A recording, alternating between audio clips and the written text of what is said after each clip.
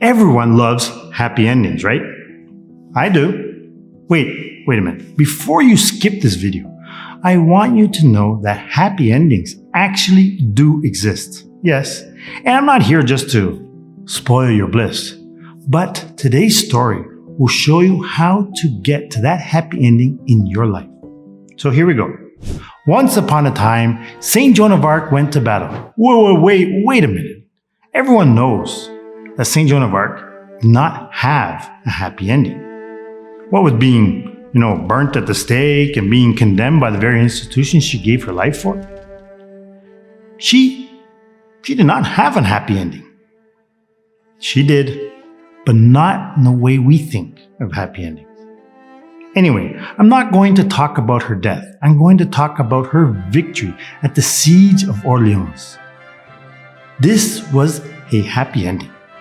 It was a foretaste of the future glory of France over all her enemies. But even this happy ending was not obtained in the manner that, Hollywood would like us to believe. So, with my trusted magnifying glass, we are going to find out what was the secret to her happy ending. And if we have time, I will explain how her death was actually her greatest glory. Yes. But now let's go to the Battle of Orleans. The year is 1429. The most crucial fortress, Les Tourelles, was in the hands of the English and stood on the southern bank of the Loire, defended by approximately 600 English soldiers. Now, as the assault began, chaos ensued. The French, they stormed the fortress from multiple points and attacking with valor and boldness.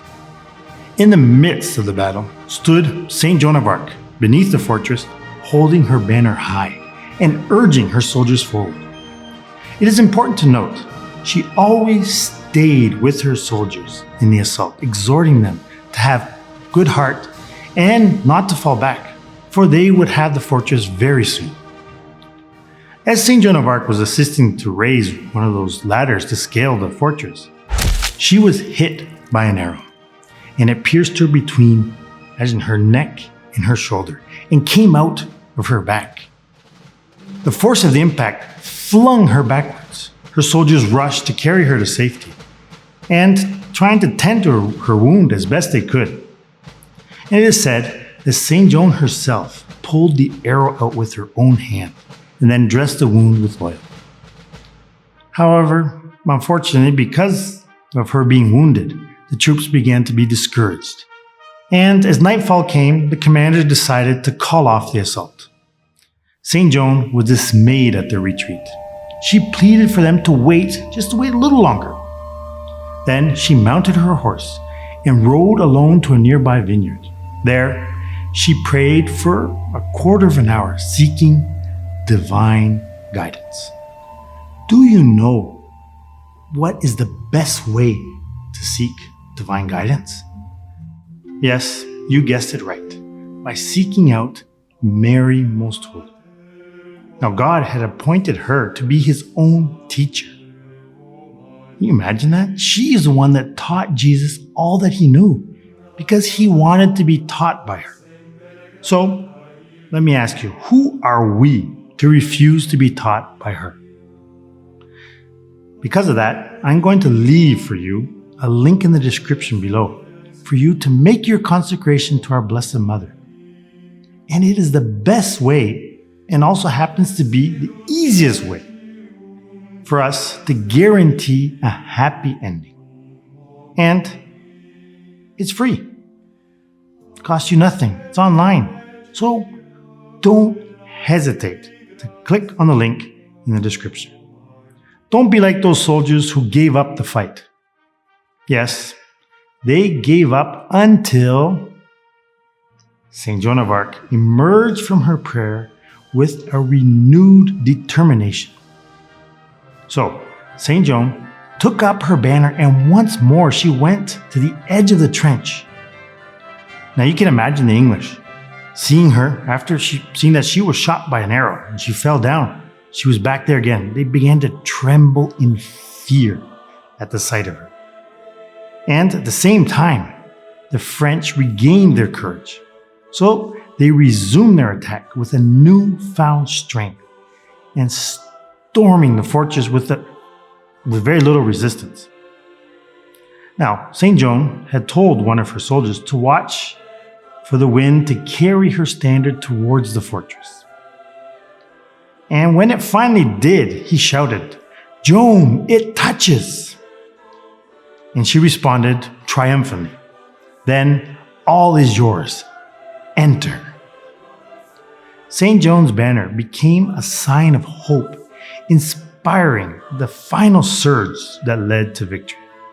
The seemingly unstoppable French advance caused the English to surrender the fortress, which resulted in a French victory that lifted the siege of Orleans. So, 9 days after Joan's arrival at Orleans, the siege had collapsed.